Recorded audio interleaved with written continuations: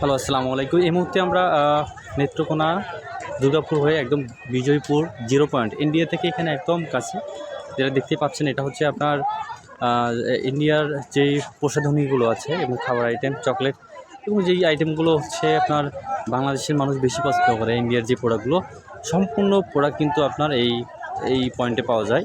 এই যে ছোটো ছোটো যে দোকানগুলো দেখা হচ্ছে এই প্রতিটা দোকানটি আপনার খাবার আইটেম থেকে শুরু করে সকল প্রসাধনী আইটেম কিন্তু এখানে পাওয়া যায়। সবগুলো কিন্তু হচ্ছে আপনার ইন্ডিয়ান কালেকশন।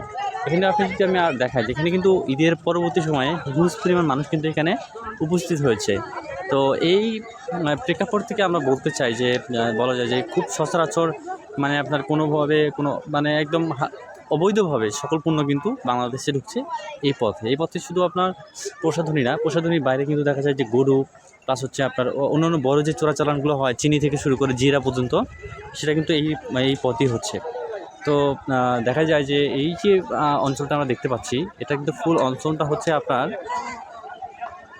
পাশে হচ্ছে আপনার ইন্ডিয়া, মাঝখানে যে নদী ও নদীর পাশে এটা কিন্তু আমি বাংলাদেশে অবস্থান করছি। তো এভাবে যদি প্রতিনিয়ত বলা যায় যে ইন্ডিয়ান প্রোডাক্ট বাংলাদেশে ঢোকে, সেক্ষেত্রে বাংলাদেশের এটা বলা যায় একটু খারাপ অবস্থানের মধ্যে চলে আসবে।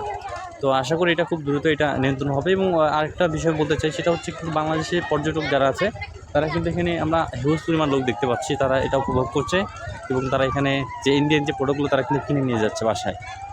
তো এই ছিল এখানে বিস্তারিত বিষয়। আশা করি অনেকেই বুঝতে পেরেছেন যেখানে কী হচ্ছে। সবাই ভালো থাকবেন। অন্য একটা ভিডিওতে আবার দেখা হবে ইনশাআল্লাহ। আসসালামু আলাইকুম।